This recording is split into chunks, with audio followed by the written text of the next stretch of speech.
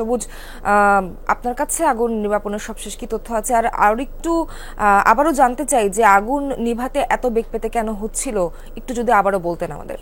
আগুন নিভাতে কারণ সচিবালয়ের মতো অন্যান্য জায়গায় আমরা বিভিন্ন সময়ে যে আগুনগুলো দেখেছি, বিশেষ করে বেলি রোডের কথা যদি বলি, চুরিহাট্টা যদি বলি, সেগুলো আসলে কেমিক্যাল বা সিলিন্ডার থাকার কারণে সেগুলোতে কিছুটা বেগ পেতে হচ্ছে। কিন্তু সেখানে এই সচিবালয়ে আসলে এই ধরনের দাহ্য যে পদার্থ, সেই পদার্থ থাকার কোনো কারণ নেই এবং ফায়ার সার্ভিস সেটি নিশ্চিত করেছে যে এই ধরনের কোনো কিছু আসলে সেখানে ছিল না। কিন্তু তারা যেটি বলছেন যে যেহেতু কালকে রাতে আগুনটি লেগেছে, কালকে মূলত সচিবালয় বন্ধ ছিল, সেই কারণে রুমগুলো আসলে তালাবদ্ধ ছিল এবং সেখানে হয়তো বৈদ্যুতিক শর্ট সার্কিট থেকে আগুনের লেগেছে কিনা সেরকমটি তারা ধারণা করছেন। এবং এই আগুনটি খুব দ্রুততার সঙ্গে, যেহেতু অনেক বড় একটি ভবন, সেই ভবনটি পুরো চারদিকেই খুব দ্রুততার সাথে আগুন ছড়িয়ে পড়ে এবং ফায়ার সার্ভিস যেটি বলছে যে বৈদ্যুতিক শর্ট সার্কিট থেকে এই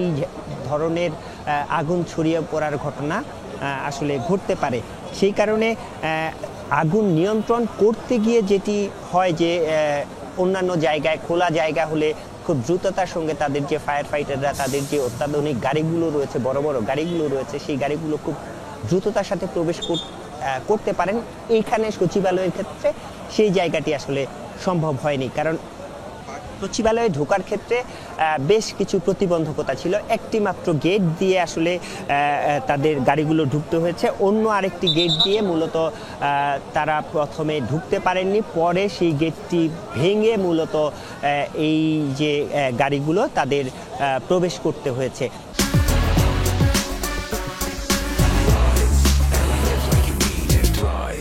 সেই কারণে তাদের শুরুর যে কাজটি, সেই কাজটি বড় বড় যেই অত্যাধুনিক গাড়িগুলো রয়েছে, স্নোরকেল বা টিএলআর, এই ধরনের সরঞ্জামগুলো ভেতরে প্রবেশ করাতে সময় লেগেছে। সেই কারণে কিন্তু আগুনটি আসলে নিয়ন্ত্রণ করতে কিছুটা বেগ পেতে হয়েছে। পানির সোর্সের কিছুটা সমস্যা ছিল। প্রথমে সচিবালয়ের ভিতরে একটি পানির ট্যাঙ্ক ছিল, সেটি থেকে তারা মূলত পানি সরবরাহের চেষ্টা করেছেন। পরে এখানে উসমানী মিলনায়তন থেকে পানি এনে পানি সরবরাহ করা হয়েছে এবং সেই জায়গাটি সর্বশেষ যে অবস্থা, তাতে তারা বলছেন যে 6 ঘন্টা 7 ঘন্টারও বেশি সময় হলেও আগুনটি কিছুক্ষণ আগে, ঘন্টাখানেক আগে ফায়ার সার্ভিসের যে মহাপরিচালক, তিনি ব্রিফ করে বলেছিলেন যে নিয়ন্ত্রণে এসেছে।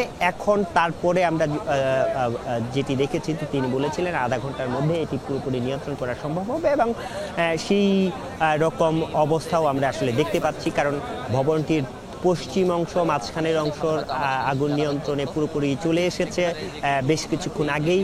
পূর্ব অংশের দিকে আগুনের ধোঁয়া ছিল, কুণ্ডুলি ছিল, সেই দিকে এখন কিছুক্ষণ আগেও আমরা যেই ধোঁয়া দেখেছি, সেই ধোঁয়াটি অনেকটা কমেছে। বলা যায় যে আগুন নির্বাপনের যে কাজটি, কারণ এর আগে তাদের যে সরঞ্জামগুলো ছিল, সেই সরঞ্জামগুলো দিয়ে আগুন নিয়ন্ত্রণ করছেন, কিন্তু ঘন্টা 2-1 ধরে ভেতরে তাদের যে সশরীরে ফায়ার সার্ভিসের যে ফায়ার ফাইটাররা, ফায়ার সার্ভিসের কর্মীরা, তারা সশরীরে প্রবেশ করেছেন এবং এই সশরীরে প্রবেশ করার পর মূলত তাদের ফায়ার ফাইটিংয়ের যে কাজটি, সেটি দ্রুততার সঙ্গে এগিয়ে যাচ্ছে। সেই কারণে আগুন এর পরে তারা দ্রুততার সঙ্গে নির্বাপন করতে সক্ষম। এবং ফায়ার সার্ভিসের ঘণ্টাখানেক আগে যে ব্রিফিং হয়েছে, এরপরে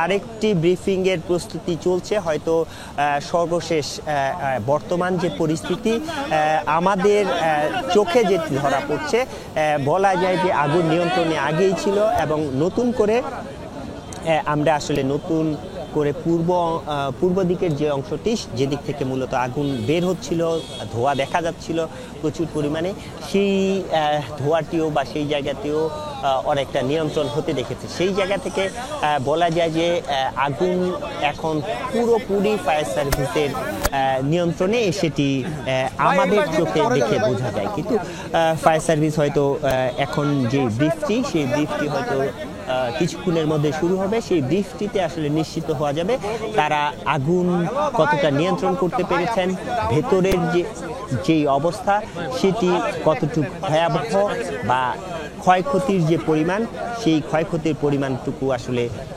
কতটুকু, সেই বিষয়গুলো নিশ্চিত হওয়া যাবে। তবে এতক্ষণ আমরা যেটুকু দেখতে পাচ্ছি যে ফায়ার ফাইটাররা ভেতরে ঢুকে, অর্থাৎ 6 তলা থেকে 9ম তলা পর্যন্ত প্রত্যেকটি ফ্লোরে, প্রত্যেকটি রুমে গিয়ে গিয়ে ডাম্পিংয়ের যে কাজটি, এটি ফায়ার সার্ভিসের ভাষা, অর্থাৎ পুরোপুরি নির্বাপনের যে জায়গাটি, সেই কাজটি করছেন। অর্থাৎ আমরা যখন শুরুতে আসি, আমাদের যে সহকর্মী রাজীব আহমেদ, সেই রাত থেকেই ছিল, 2টার পর থেকে আমি আরিফুর রহমান সবুজ এবং আমার আরেক সহকর্মী রাব্বি সিদ্দিকী 5টার দিকে এসে, তখনও আমরা দেখছিলাম যে ছড়িয়ে ছিটিয়ে বিভিন্ন দিক থেকে আগুনের লেলিহান শিখা বের হচ্ছিল। এবং যখন মূলত ফায়ার সার্ভিসের 211 জন কর্মী সশরীরে আগুন নির্বাপনের কাজটি করছে, তারা যখন সশরীরে আগুনটি নিভানোর কাজ শুরু করে, তারপর থেকে আগুন অনেকটাই নিয়ন্ত্রণে। এখন বলা যায় যে শুধুমাত্র পূর্ব অংশটি ছাড়া সব দিকেই আগুন পুরোপুরি নিয়ন্ত্রণ করা গেছে। এবং স্বস্তির যে বিষয়টি, হয়তো ফায়ার সার্ভিস কিছুক্ষণের মধ্যে ব্রিফ করবেন, তিনি হয়তো বিস্তারিত বলবেন। তবে স্বস্তির কথা যে যেই আগুনটি 7 ঘন্টা ধরে জ্বলছে সচিবালয়ের 7 নম্বর ভবনে, সেটি এখন আমাদের দৃষ্টিতে পুরোপুরি নিয়ন্ত্রণেই বলা যায়। সবুজ, সবশেষ তথ্য জানাচ্ছিলেন। পরবর্তী আপডেট জানার জন্য আবারও আপনার সঙ্গে যোগাযোগ করব। ধন্যবাদ আপনাকে।